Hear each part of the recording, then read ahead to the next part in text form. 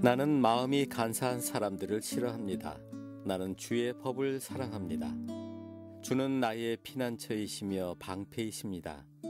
나는 나의 소망을 주의 말씀에 두었습니다. 악을 행하는 자들이여 내게서 떠나십시오. 내가 나의 하나님의 명령들을 지키려 합니다. 여호와의 약속에 따라 나를 살려주시면 내가 살 수 있을 것입니다. 나의 소망들이 깨어지지 않게 해주소서. 나를 붙들어 올려주시면 내가 구출될 것입니다. 내가 항상 주의 법령들을 존중할 것입니다. 주는 주의 법령들로부터 떠나 있는 모든 자들을 거절하십니다. 이는 그들의 거짓됨이 헛되기 때문입니다. 주는 땅의 모든 악한 자들을 쓰레기같이 버리십니다. 그러므로 내가 주의 법규들을 사랑합니다. 내가 주를 두려워하여 떨고 있습니다. 그러므로 나는 주의 법도를 공경하고 두려워합니다. 나는 지금까지 의롭고 정의로운 일을 해왔습니다. 나를 나의 압제자들에게 넘기지 마소서. 주의 종의 행복을 보장해 주소서. 교만한 자들이 나를 괴롭히지 않게 해주소서. 나의 눈이 주의 구원을 찾다가 쇠약해졌습니다. 주의 의로운 약속을 찾다가 흐리게 되었습니다. 주의 변함없는 사랑으로 주의 종을 다루어 주소서. 내게 주의 법령들을 가르쳐 주소서. 나는 주의 종입니다. 내게 분별력을 주소서. 그러면 내가 주의 법규들을 이해할 수 있을 것입니다. 여호와여, 주께서 일하실 때입니다. 주의 법이 깨어지고 있습니다. 내가 주의 명령들을 사랑합니다. 순금보다 더 사랑합니다. 내가 주의 모든 교훈들을 옳다고 생각합니다. 나는 잘못된 모든 길들을 미워합니다. 주의 법규들은 놀랍습니다. 나는 그것들에 순종합니다. 주의 말씀들을 드러내니 빛이 비춰줍니다. 주의 말씀들을 드러내니 순진한 자가 깨달음을 얻게 됩니다. 내가 나의 입을 열어 헐떡거리며 주의 명령들을 갈망합니다. 주의 이름을 사랑하는 자들에게 항상 하시듯이 제게도 자비를 베풀어 주소서. 주의 말씀에 따라 나의 발걸음을 인도해 주소서. 어떤 죄도 나를 지배하지 못하게 해주시고 사람들의 압박에서 나를 구원해 주소서. 내가 주의 교훈에 순종할 것입니다. 주께서 주의 종을 향해 얼굴을 비춰주시고 내게 주의 법령을 가르쳐 주소서. 내 눈에서 눈물이 홍수같이 쏟아져 내립니다. 이는 주의 법이 지켜지지 않고 있기 때문입니다. 예배 오신 여러분들 주의 이름으로 환영하고 축복합니다. 자, 우리 같이 한번 기도하고 오늘 하나님 말씀 보도록 하겠습니다. 하나님, 오늘도 주의 말씀을 향해서 우리 마음을 열게 하시고 하나님의 말씀이 우리를 살리고 회복하는 은혜를 체험하는 주일이 되게 도와주십시오. 전하는 자도 듣는 자도 성령 안에서 하나로 주를 향해 마음과 영혼을 여는 시간이 될 수 있도록 은혜를 베풀어 주옵소서. 예수님의 이름으로 기도하옵나이다. 아멘. 자, 오늘 읽었던 본문 말씀을 묵상하는 키는 131절 말씀입니다. 131절 말씀 한번 보시겠어요? 먼저 131절 말씀 같이 한번 읽어볼게요. 오늘 말씀을 조금 여러 군데 읽으면서 볼 텐데 자막을 통해서 계속 올려드릴 테니까 함께 보겠습니다. 먼저 131절 말씀 읽어주세요. 시작.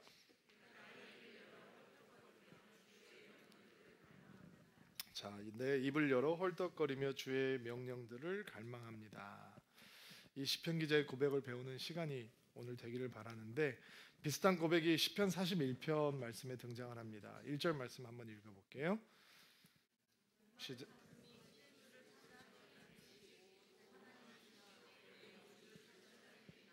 자, 목마른 사슴이 혀를 길게 빼고 헐떡거리면서 시냇물을 찾아 헤매듯이 하나님을 찾습니다. 하나님을 갈급해합니다. 라고 하는 시편 기자의 고백, 그리고 131절 말씀의 고백, 비슷한 말씀이죠. 자, 여러분, 하나님을 갈급해한다라는 게 무슨 뜻일까요? 교회에서 그렇게 흔하게 사용하는 은혜를 사모한다라고 하는 말씀, 과연 그 진정한 의미가 무엇일까요? 혀가 쩍쩍 갈라지도록 갈증을 느끼는 것처럼 물을 찾아 헤매는 짐승처럼 하나님의 은혜를 사모한다라고 하는 것이 과연 무슨 의미일까요? 우리가 그렇게 쉽게 쓰고 있는 표현, 그 의미를 우리는 정말 다 100% 이해하고 있는 것일까요? 시편 기자가 말하고 있는 하나님을 헐떡이면서 찾는다라고 하는 말의 의미를 파악하려다가 범하는 가장 큰 실수는 내 안에 있는 불만족을 갈급함이라고 생각하는 거예요. 무엇을 갈급해야 한다는 것의 출발은 결핍이 될 수 없다라는 거예요. 상식적으로 이해가 안 되시죠? 왜냐하면 우리는 세상에서 자기 상태에 만족하지 못하고 더 나은 것들을 추구하는 인생들을 향해서 박수를 쳐요. 내가 지금 현재 상태에 불만족을 하고 더 나은 상태로 나아가려고 하는 노력과 의지가 대단한 칭찬의 대상이 되는 것이죠. 그러나 하나님 앞에서 은혜를 갈급해야 한다라고 하는 건 결핍을 느끼는 것으로부터 출발하지 않아요. 절대로 그렇게 출발할 수 없어요. 마치 행복을 추구하는 것이 결핍을 느끼고 불만족을 찾아내는 것으로 출발할 수 없다라는 것과 똑같아요. 어제가 무슨 날이었죠? 우리 형제님들 어제 무슨 날이었어요? 발렌타인스 데이. 뭐 하셨어요, 집사님? 보통 연애 때는 뭐 식당도 이렇게 예약을 하고 꽃도 당연히 보내고 또 기분도 좋으면 꽃에다가 풍선도 좀 달아주고, 그리고 저는 이제 내 여자와 살았잖아요. 그러니까 발렌타인스가 데이가 되면 각 여자들에게 초콜릿도 뭐 꽃도 이렇게 주면서 해요. 그렇게 안 보이지만 그렇게 해요. 그리고 이렇게 아내가 그리고 딸들이 좋아하는 것을 보면 너무 기분이 좋아져요. 어제는 아무것도 못했어요. 뭐 이렇게 제가 뭐 스케줄이 많아서 전혀 못 챙기고 한 번도 꽃을 안 주고 넘어간 적은 없는 것 같은데, 아내를 만나고 23년 만에 아무것도 안 하고 입 싹 싹고 지나갔어요. 근데 이런 거를 아는지 모르는지 저희 큰딸이 아침부터 카톡으로 오늘 발렌타인스데이 뭐해? 이러면서 각 식구들에게 이제 문자를 보내기 시작했던 모양이에요. 그냥 아무것도 못했어요. 그런데 집에서 삐진 사람은 아무도 없어요.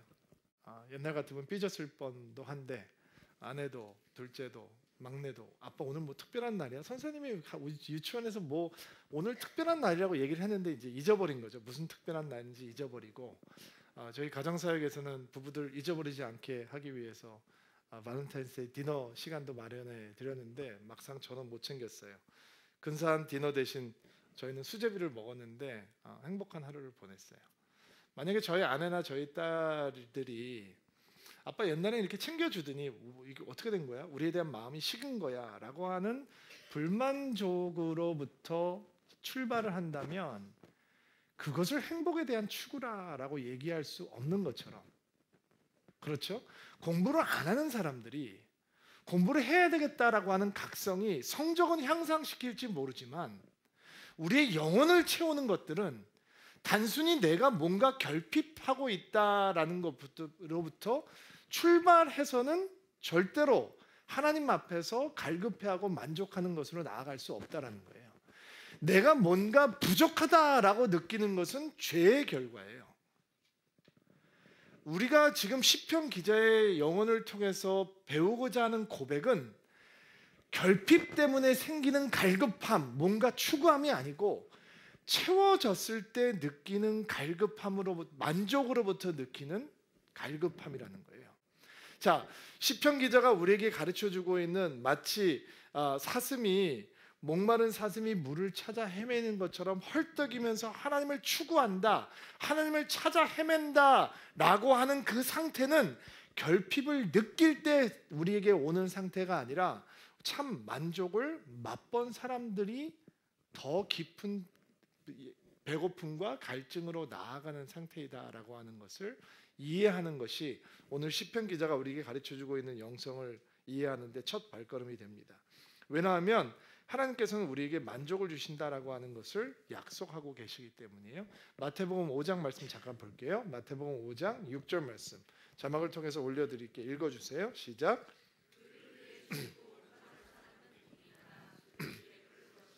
의에 줄이고 목마른 것이 복된 것이 아니고 채워지는 것이 복된 것이죠. 예수님께서는 약속하시는 거예요. 줄이고 목마르면 배부르게 될 것이다 라는 거예요. 내가 지금 배고프고 줄이기 때문에 나는 불만족하다, 그 불만족이 거룩한 성소가 될 거다라고 얘기하는 것이 아니라 우리 안에 있는 갈급함이, 그 갈급함은 없기 때문에 생기는 갈급함이 아니라 주어진 것을 경험하기 때문에 더 깊은 것을 사모하는 갈급함, 그 갈급함이 생기면 하나님께서 너희를 채워주실 것이다 라고 예수님께서 말씀하고 계시는 거예요. 시편 107편 9절 말씀 시작.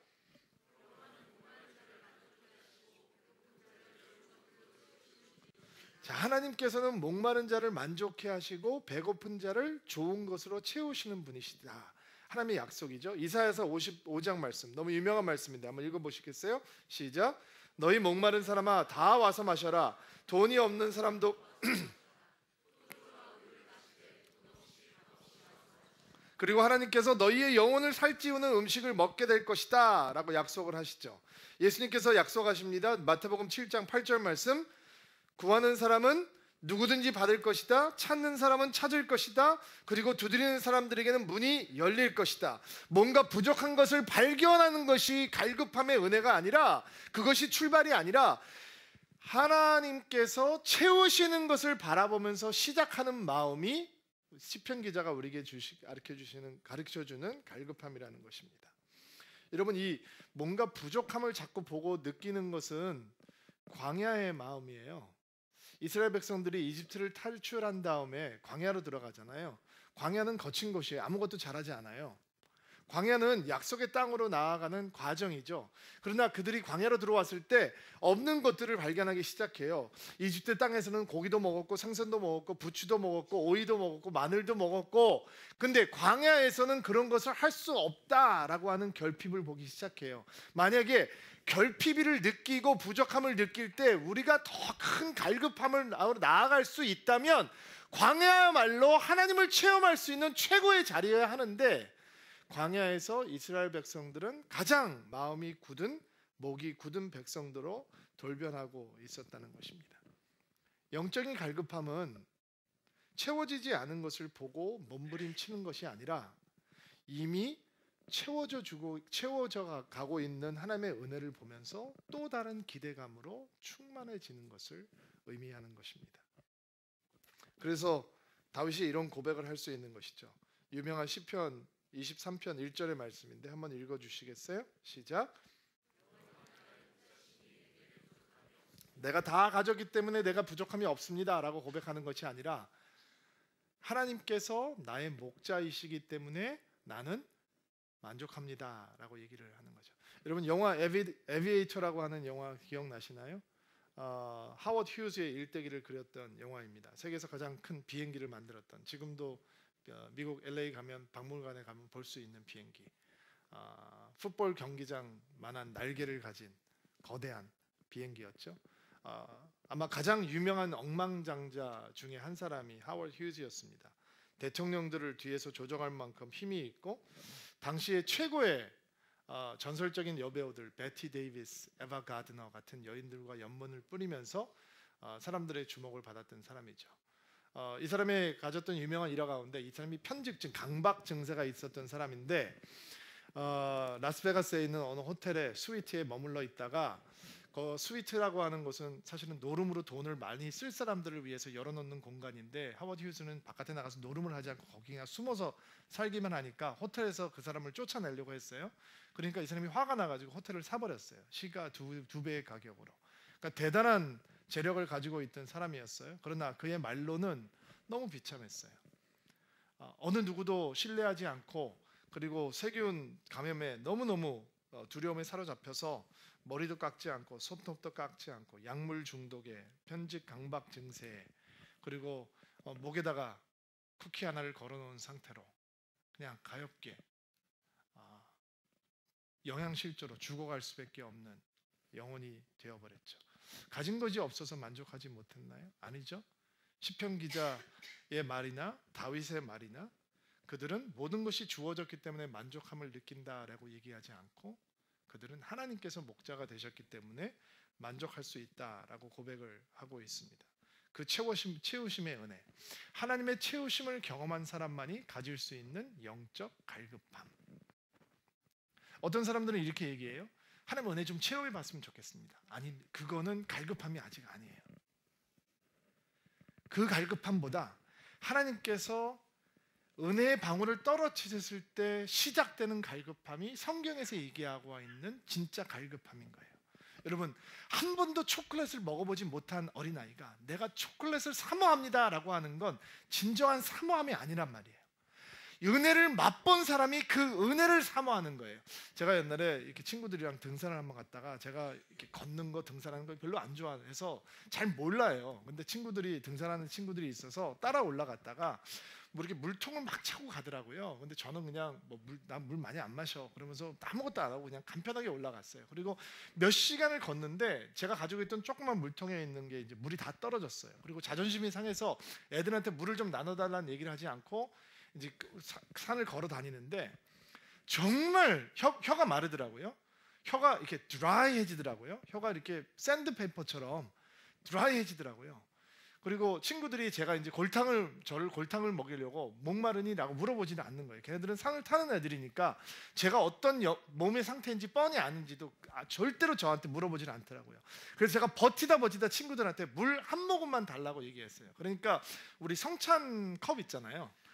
성찬컵 그런 조그만 데다가 물 하나 줘가지고 저들에게 주는 거예요. 근데 너무너무 자존심이 상한데 그 성찬컵만큼 조금 주는 물을 제 혓바닥에 이렇게 댔어요. 그 갈증이 해소된다라고 하는 거는 아마 직접 경험해 보시면 좋을 것 같아요. 밤새 입을 해 벌리고 자다가 입이 바짝 말랐는데 아침에 일어나서 그냥 혓바닥에다가 그냥 조금 물을 떨어뜨려 보세요. 그리고 그것이 어떻게 여러분의 갈증을 해소하는지 그거를 느껴본 사람만이 나를 만족시키는 하나님을 갈망합니다라고 하는 의미를 아는 거죠. 아직 은혜를 경험하지 못한 사람은 하나님을 체험하고 싶다라고 하는 마음, 그 순전한 마음은 소중한 것이지만 시편 기자가 얘기하고 있는 건 고기도 먹어본 사람이 먹어본다고 은혜도 받아본 사람이 갈망하고 소망한다라고 하는 의지를 보여주고 있는 거예요. 여러분 다시 한번 상상해 보세요. 목마른 사슴이 시냇물을 찾아서 헐떡이듯이 하나님을 찾아 헤매는 것이 저주가 아니라 소망이며 복이다라고 하는 걸 가르쳐 주는 거죠. 그럼 어떻게 하면 이렇게 하나님을 갈망할 수 있을까요? 우리 안에 은혜가 임해왔으면 그것이 우리의 갈증을 해소하지 않고 더 깊은 갈증을 만들어 놓는다면 은혜를 체험하면 체험할수록 더 헐떡이면서 하나님을 찾게 만드는 것이 하나님의 은혜의 깊이요 은혜의 신비라면 그러면 어떻게 우리는 그렇게 하나님을 갈급해하는 인생을 살아갈 것인가? 오늘 그 이야기를 시편 기자의 기도를 통해서 좀 배워보려고 합니다. 113절 말씀 한번 읽어보시겠어요? 113절 시작.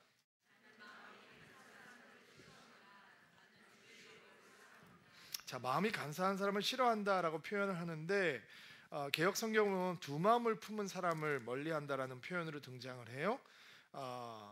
두 마음을 품은 사람, 마음이 간사한 사람, 결국 악을 행하는 사람들이죠. 이 갈급한 마음은 어떤 사람들에게 주어지는 은혜이고 축복인가? 두 마음을 품기를 거부하는 사람들, 마음이 나누어지는 것을 거부하는 사람들이 누리는 축복이다라는 것입니다. 누가 하나님을 계속 목말라 하는가? 두 마음을 가지고 머뭇거리는 사람들이 아니라 하나님을 향해서 집중된 마음을 가진 사람들이라는 것이죠. 이스라엘 왕국에서 아방 시대는 영적으로 굉장히 타락이 극심했던 시기였습니다. 우상 숭배에 빠져서 영적으로 타락하고 있던 이스라엘 백성들을 징계하시기 위해서 하나님께서는 가뭄이라고 하는 징계를 내리셨습니다. 3년 반 동안 중동 지역에 비가 내리지 않았어요? 여러분 이스라엘이 굉장히 비가 귀하거든요. 근데 3년 반 동안 비가 멈췄어요. 그러면 뭐 고통이라고 하는 건 말로 상상할 수가 없겠죠.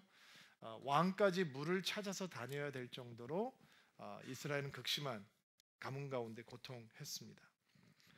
하나님께서 3년 반 동안의 가뭄을 끝내고, 야 너희들 그동안 고생했으니까 정신 차려, 이제 우상 숭배하지 마, 다음에 또 말 안 들으면 다음엔 7년이야 라고 하면서 비를 보내주시지 않았고요, 하나님께서는 엄청난 영적인 부흥 집회를 한 다음에 비를 보내주셨습니다. 그 부흥 집회가 갈멜산에서 있었던 엘리야와 그리고 이방 선지자들, 예언자들과의 영적 전투였습니다. 바알 신을 섬기고 아세라 신을 섬기던 850명의 예언자들을 갈멜산에 불러놓고 왕과 백성들을 다 불러놓고 엘리야가 도전하고 있는 말을 한번 들어보시기를 바랍니다. 열왕기상 18장 21절 말씀 읽어주시겠어요? 시작.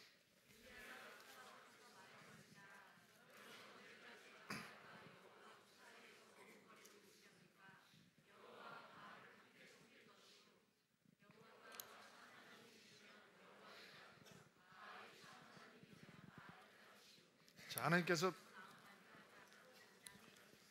하나님께서 비를 내리시기 전에 엘리야를 통해서 우상 숭배 속에 빠져 있던 타락한 백성들을 향해서 말씀을 하셨던 것은, 왜 바알과 여호와 사이에서 머뭇거리고 있느냐, 둘 중에 하나를 선택해라.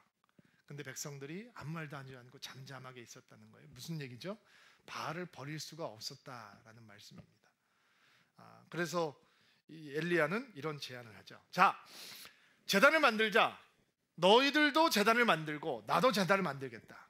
거기에 송아지 한 마리씩을 잡아서 각을 떠서 올려놓고, 그리고 우리가 하나님 앞에 기도하자. 너희는 너희 신에게 기도하고 나는 나의 신에게 기도하겠다.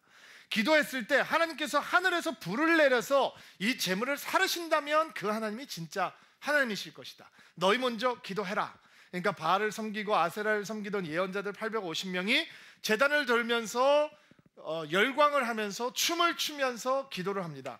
그들의 기도 방법은 때로는 칼과 창으로 자기 몸을 자해하면서 피를 흘리면서 기도하는 것이었습니다. 음란한 모습으로 기도했을 것입니다.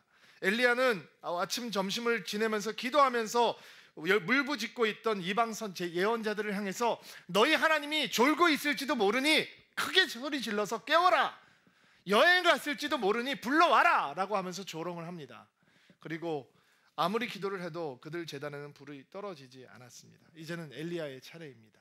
저녁 제사 때가 되자 엘리야가 먼저 이스라엘의 12지파를 위해서 돌을 쌓고 제단을 쌓았습니다. 여러분, 이 말이 구약을 읽어보면 낯선 말이 아니라는 걸 아시죠? 12지파를 위해서 돌을 취해서 돌을 쌓았다. 그의 믿음의 선배들이 구약에 흔히 해왔던 예배 방법이었습니다. 그들의 이름으로 제단을 쌓고 하나님 앞에 회개하며 예배했습니다. 여러분, 부흥은 새로운 길이 아닙니다. 부흥은 항상 열려있는 길입니다. 엘리야는 이미 열려있던 예배를 주님 앞에 쌓으며 기도하기 시작했습니다. 당시에 제물을 올려놓고 또 백성들에게 물을 항아리 가득 가져다가 그 제물 위에다 갖다 부으라고 했습니다. 여러분, 이 물을 길어 붓는다라고 하는 것이 구약에 보면 정확하게 어떤 의미인지 설명이 되어 있지는 않지만, 그래서 우리는 그것이 어떤 의미로 행해졌는지 알 수는 없지만, 회개하는 집회를 할 때 이스라엘 백성들이 물을 제단 위에 부었다라고 하는 케이스들은 몇 케이스가 등장을 하거든요. 그러니까 우리는 물을 길어 부었다라는 행위가 회개와 연관이 있고 예배와 연관이 있다라는 정도는 추측해 볼 수 있어요. 그러나 엘리야가 그것을 행했던 바로 이때 3년 반 동안 기근이 심했던 때 가장 귀한 것은 무엇입니까? 가뭄 때면 가장 귀한 것은 금이알이나 물입니다. 단순히 물에 젖은 것은 탈 수 없다라고 하는 과학적으로 불가능한 것을 증명하기 위해서 물을 갖다 부은 것이 아니라, 가장 가뭄이 심했던 때 물이라고 하는 가장 귀한 것을 하나님 앞에 가득 부어드리며 그는 예배를 위해 준비하고 있었던 것입니다. 그리고 드리는 엘리야의 기도를 들어보시기 바랍니다. 36절부터 한번 읽어보실까요? 시작.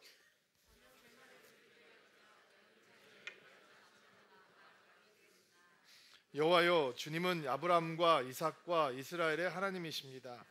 주님이 이스라엘의 하나님이심을 증명해 주십시오. 그리고 제가 주님의 종이라는 것과 주께서 저에게 명령하여 이 모든 일을 하게 하셨음을 이 백성에게 보여주십시오. 여호와여 제 기도를 들어주십시오. 여호와께서 하나님이시라는 것을 이 백성들이 알게 하소서. 주님이야말로 이 백성들을 주께 돌아오시게 하시는 분이라는 것을 알게 하소서.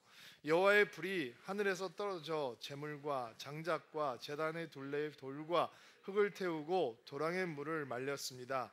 모든 백성들이 그 모습을 보고 땅에 엎드려 외쳤습니다. 여호와 그는 하나님이시다. 여호와 그는 하나님이시다.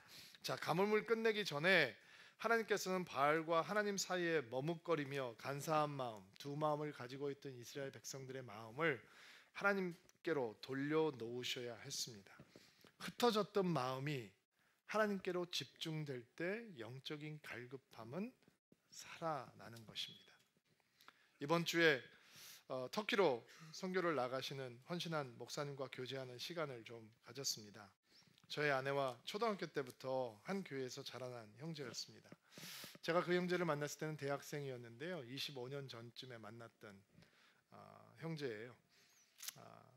옛날에 참 상담도 많이 하고 아무리 밤 3시까지 상담을 해주어도 또 옛날 모습으로 돌아가는 그 아이를 보면서 참 속도 많이 상해했던 그런 친구였습니다. 근데 그가 신학교를 가고 목사가 되었다. 저와 같은 교단의 목사인데 우리 교단에서 뭐 교단 일을 하고 있다라고 해서 별 관심 없이 그냥 살았던 사람입니다. 근데 한국에 베이스가 있는 선교 단체에서 선교사 훈련을 받고 선교사 파송을 하기 전에 그냥 의례적으로 하는 건강검진 절차를 거치다가 위암이 있다라고 하는 것을 발견하게 되고 위절단 수술을 받게 되었습니다. 전이가 됐기 때문에 임파선까지 잘라냈다라는 이야기도 들었습니다. 1년 반 전에 한남동 캠퍼스에 예배를 드리러 찾아왔는데요. 수술을 마치고 앙상하게 마른 옛날 제자라고 하기에는 너무 나이가 훅 들어버린 후배 목사를 보면서 마음이 참 많이 아프더라고요. 1년 반 동안 투병했어요. 시골에 살면서 그리고 1년 반 만에 이제는 아픈 얘기를 하기 위해서 만난 것이 아니라 터키라고 하는 선교지에서 어떻게 하나님의 꿈을 꾸고 일을 해 나갈 것인가 비전을 나누기 위해서 저와 함께 마주 앉았어요. 밥을 시키고 식사를 하는데 밥을 못 먹더라고요. 아파서 못 먹는 게 아니라 씹을 시간이 없었어요. 말을 너무 많이 해가지고 음식을 잘라놓고 입에다 집어넣지를 못하는 거예요. 너무 할 말이 많아서요. 원래 말이 많은 친구였어요. 그 친구가 예전에는 별로 쓸데없는 말을 많이 했어요. 영양가 없는 말들. 근데 지금은 제가 밥을 먹으면서 저는 제 밥 다 먹었어요. 그 뜨거운 열정이 쏟아져 나오는데 제가 그 후배 목사가 존경스러워지기 시작하는 거예요.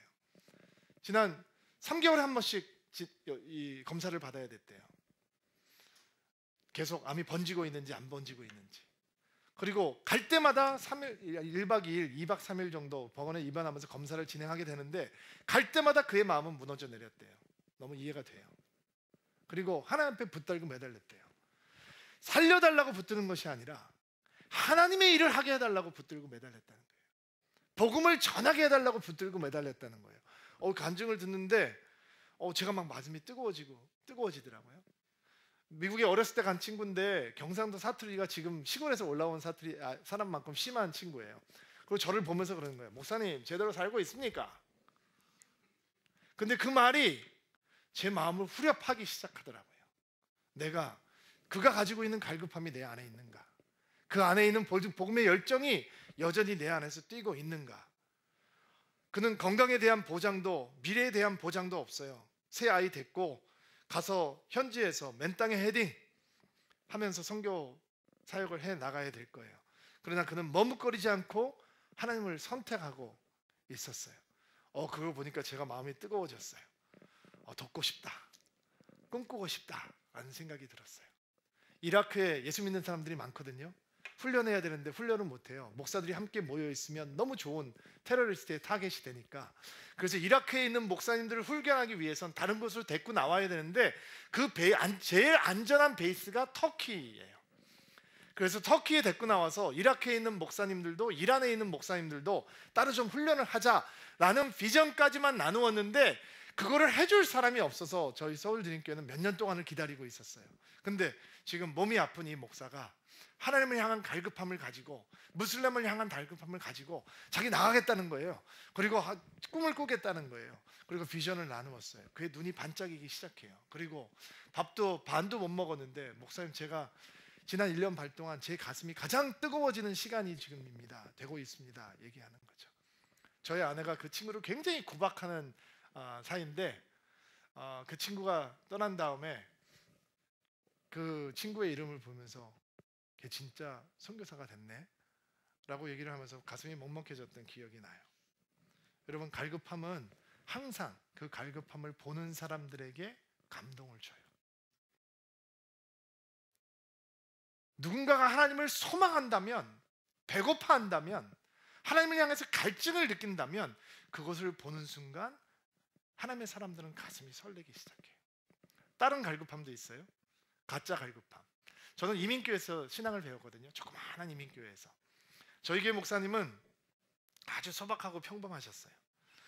몇십 명도 안 되는 교회 목사님이셨으니까, 그리고 평생 그렇게 사시고 은퇴하신 분이니까, 작은 한인교회 목사님이셨으니까. 근데 가끔씩 우리 교회를 지나가는 유명한 부흥사들이 계셨어요. 그분들이 옛날에는 미국 오기가 힘드니까 오시면 여기저기 부흥회를 다니면서 집회를 하시면서 그랬던 것 같아요. 근데 저희 교회 이제 유명한 부흥 강사님이 오시면 교회 예배를 드린 다음에 끝나고 나면 조그만 방에서 같이 국밥을 먹으면서 식사를 하면, 저쪽에는 강사 목사님 계시고 이쪽에는 방이 워낙 조그마니까 다 소리가 들려요. 저는 그때 고등학생이었는데 이제 밥을 먹으면서 저는 어른 얘기가 듣고 싶은 거죠. 저도 은혜 받았으니까. 그러면 저희 성도님들 가운데 이렇게 인사하시는 분들이 계셨어요. 강사 목사님, 이번 집회 빵 뚫렸어요. 그냥 막혔던 거이 빵 뚫렸어요. 그동안 그냥 은혜에 갈급했는데 시원합니다, 이러면서 이제 강사 목사님한테 땡큐를 하는 거죠. 그때 제가 17살, 18살 고등학생이었어요. 그리고 저는 모태신자 아니에요. 처음 예수를 믿은 거예요. 몇 개월 안 된 사람이었는데도, 거듭난 지 몇 개월 안 됐고 아직 성령 체험이 없는 사람인데도 나는 그게 감사의 인사가 아니고 간증이 아니다라는 것을 알았어요. 저거 우리 목사님 욕하는 건데? 라고 단번에 알아차렸어요. 저 강상 목사님한테 땡큐 하는 소리가 아니라 우리 목사님 들으라고 하는 얘기인데, 저 어른들 왜 저렇게 무례하지? 라는 생각을 제가 하게 됐어요. 그리고 18살짜리 고등학생의 눈에 어느 날 목사님의 멱살을 붙들고 야 이놈아 라고 욕하는 무리들이 들어왔어요. 교회를 가르고 싸움을 벌이는 사람들이 눈에 들어왔어요. 누구였는지 쉽게 상상하실 수 있겠죠? 바로 뻥 뚫렸다고 얘기하던 그 사람들, 막힌 게 쑥 내려갔다고 강사 목사님에게 입 침이 마르도록 칭찬했던 사람들, 그 사람이 결국 그 수십 명도 모이지 않는 작은 교회를 가르는 사람들로 변해 있더라고요. 갈급함이 있다는 것, 목마름이 있다는 건 여러분 항상 은혜예요. 우리를 더 갈급함으로 나아가게 하는 도구가 되는 것이죠. 제가 서울드림교회를 시작하기 전에 그동안 목회를 배우면서 4명의 담임 목사님들을 섬겼어요. 이분들이 가지고 있는 공통점이 하나 있는데, 하나님을 향해서 굉장한 갈급함을 가지고 있는 분들이셨다라는 거예요. 너무 저를 많이 사랑해주고 이렇게 축복해 주셨던 분들인데, 그 중에서 제가 딱 한 분을 향해서는 굉장히 많이 불평과 불만을 했던 기억이 나요. 시애틀의 형제교회라고 하는 곳에서 목회를 하셨던 목사님이세요. 제가 거기서 젊은 목회자였을 때 은퇴를 하셨어요. 그분 저에게 얼마나 많이 칭찬을 하시고 격려해 주셨는지 몰라요. 근데 저는 그분을 향해서 굉장히 많이 불평해, 대놓고는 아니지만 뒤에서 더 나쁜 거죠. 불평을 많이 했던 것 같아요. 미숙해서 그랬어요. 그분이 은퇴하시고 타주로 이사를 가셨는데 어느 날 연락이 왔는데 몸이 많이 편찮으셔서 위독하시다라는 얘기를 전해 듣게 됐어요. 그때는 제가 조금 철이 있던 목사여서 마지막에 목사님 찾아뵈야 되겠다라고 하고 저 운전을 오랫동안 하고 목사님을 찾아뵈러 내려갔어요. 병원에 도착을 하니까 면회가 안 된다는 거예요. 너무 아프니까. 그래서 목사 신분증을 보여줬어요. 여러분, 미국은요, 그 목사 신분증이 있으면 어디든지 들어갈 수 있어요. 어떤 환자들한테도 보여주고 들어가서 기도할 수 있어요. 목사 신분증을 보여주니까 들어가서 기도하고 나오라는 거예요. 들어갔어요. 그랬더니 목사 막 호수를 막 여기저기 끼고 누워 계신데 의식이 없으시대요. 손을 잡았어요. 이분 내가 그렇게 불평 많이 했다는 거 아셨을 텐데 왜 나한테 한마디도 안 하셨을까? 별의별 생각이 제가 다 들더라고요. 그리고 제가 목사님 귀에다 대고 손을 잡고 기도를 시작했어요. 하나님 하니까 목사님이 제 손을 꽉 쥐시는 거예요. 그래서 제가 깨나시나 보다. 제가 기도하니까 깨나시나 보다 라고 생각을 했어요. 하나님 우리 목사님 고쳐주시고 다시 회복시켜주시고 얘기를 하니까 목사님이 아멘 하시는 거예요. 진짜 깨나시나 보다. 그리고 눈을 보니까 내가 간호원한테 깨나는 것인 것 같다고, 내가 얘기하니까 지금 기도하니까 얘기하신다고. 의식 없다는 거예요. 지금 혼수 상태에 하신 지 오래되셨기 때문에 말을 못 한다는 거예요. 근데 제가 기도할 때 그분은 계속 아멘으로, 제가 잘못 들은 걸까요? 계속 아멘으로 화답을 하시는 거예요. 내 손을 꽉 잡고 아멘 화답을 하고 계시더라고요. 그때 간호원이 그가 의식불명이다라고 얘기를 했을 때 돌아오면서 제가 생각났던 간증이 하나 있었어요. 신학교 다닐 때 우리 구약 교수님이 동료 교수님께서 쓰러지셔서 중환자실에 계시는데 의사들에게 상태를 물어보니까 가망 없다, 계속 헛소리를 하신다 라는 얘기를 듣고 낙심을 해서 친구를 위해서 기도를 하러 중환자실에 들어가셨는데 진짜 계속 헛소리를 하시더래요. 그래서 무슨 소리를 하는지 귀를 대고 이렇게 들어보니까 히브리 말로, 구약 성경이 히브리 말로 돼 있잖아요. 구약을 가르치시는 분이니까 히브리 성경을 볼 거 아니에요. 시편을 계속 암송하고 있는 말씀이에요. 복 있는 자는 악인의 길에 서지 아니하며, 계속 시편을 되뇌이고 있었대요. 그리고 어느 누구도 그 히브리 말을 알아듣지 못하니까 몰랐는데 구약을 가르치고 있던 동료 교수가 와서 귀에다 얼굴을 대보니, 입에다 귀를 대보니까 그의 입술을 통해서 되뇌이고 있는 것은 헛소리가 아니라 하나님 말씀이었다는 것을 간증하면서 저희들에게 와서 Don't worry, 걱정하지 마라, 하나님께서 그분 회복시키실 것이다 얘기했던 기억이 나요. 여러분, 우리 영혼에 하나님을 갈급해야 한다라고 하는 것은 이렇게 강렬하고 파워풀한 거예요. 의식이 없는데도 기도에 화답할 수 있어요. 여러분 여러분 잠자다가 기도하시는 적 있나요? 잠자다가 가끔 더러운 영들을 보일 때가 있나요? 저는 자주는 아니지만 때로는 꿈 가운데 기도를 이렇게 막 열심히 할 때가 있거든요. 때로는 잠자다가 잠꼬대처럼 기도를 너무 크게 해서 아내가 막 신경질 낼 때도 있어요. 대단한 목사인 거죠. 근데 제가 꿈속에서 이런 기도를 하던 기억이 나요. 그리고 제가 제 마음속에서 하나님의 은혜가 이렇게 놀랍구나 라고 감탄했던 기억이 나요. 제가 꿈에서 하나님 앞에 기도하는 거예요. 그리고 그 기도를 제가 생생하게 기억해요. 하나님, 아무것도 원하지 않습니다. 예수님만 원합니다. 오직 하나님만 원합니다. 그 기도를 제가 꿈속에서 하면서 이게 내가 아닌데, 이게 내 육신을 가진 김여호수아라고 하는 사람은 이런 사람이 아닌데, 하나님께서 우리에게 부어주시는 은혜가 이렇게 놀랍구나. 그 영혼에 은혜가 떨어지고 은혜가 쌓이면 잠을 자면서도 꿈속에서조차 오직 하나님만 원한다라고 기도를 하게 되는 거구나. 그거는 의지적인 노력이 아니고 우리의 영혼에 은혜가 쌓이면 그렇게 되어가는 거구나. 시편 기자가 얘기하는 건 두 마음을 품지 않고 마음이 흩어지지 아니하고 하나님을 향해서 온전히 마음을 들이기 시작하면, 머뭇거리지 않고 주님만 선택하기로 결정하면, 이 세상을 살아가는 마음을 과감하게 거부하고 하나님만 온전히 마음과 뜻과 정성을 다해서 살아가기로 결정하면 우리 안에 그 갈급함이 생기는 것이구나. 당신이 원하는 것이 무엇입니까? 라고 얘기했을 때 머뭇거리는 것이 아니라 나는 지금 애타게 찾고 있는 그 갈급한 마음을 채워주실 하나님의 은혜를 원합니다 라고 고백할 수 있는 것이구나. 그것이 하나님께서 우리에게 갈급함을 주실 때 은혜라는 것입니다. 이 은혜가 여러분 가운데 있게 되기를 주의 이름으로 축복합니다. 한 개만 더 할게요. 시간이 좀 지나서 130절로 넘어가 보시겠어요? 130절 읽어주시겠어요? 시작.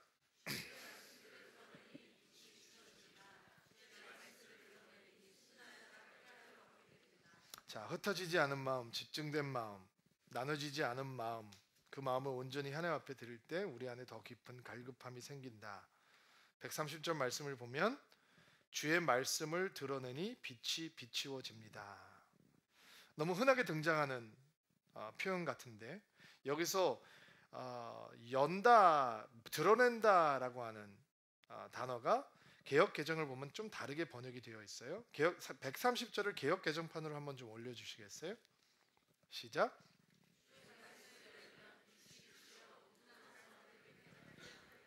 자, 여기서 보면 열다라고 하는 표현이 오픈이라고 하는 단어가 아니에요. 이렇게 보면 오픈한다라고 하는 단어를 썼을 거라고 우리가 쉽게 상상을 하잖아요. 여기에서 등장하고 있는 열다라고 하는 단어는 짧게, 모음을 짧게 표현하면 문이라라고 하는 말이 되고요. 모음을 길게 발음을 하면 계시다라는 표현이에요. 똑같은 단어예요. 근데 모음을 짧게 하면 히브리 사람들은 door라고 이해를 하는 거고, 길게 하면 계시한다라고 표현이 되는 거예요. 자, 이 표현 자체는 131절에 문을 열면 빛이 들어와서 우매한 사람들에게 깨달음을 준다라고 하는 표현은 사실은 텐트가 옛날에 과거에는 유대 사람들이 유목민이었잖아요. 그리고 텐트를 치고 살았잖아요. 그러면 장막은 옛날에 뭘로 만들어졌겠어요? 보통 짐승의 가죽으로 만들어서 열과 빛을 차단하겠죠. 그러면 그 안이 깜깜해요. 그리고 문까지 이렇게 걷어놓으면 속은 지륵처럼 어둡단 말이죠. 자, 여러분 상상을 해보세요.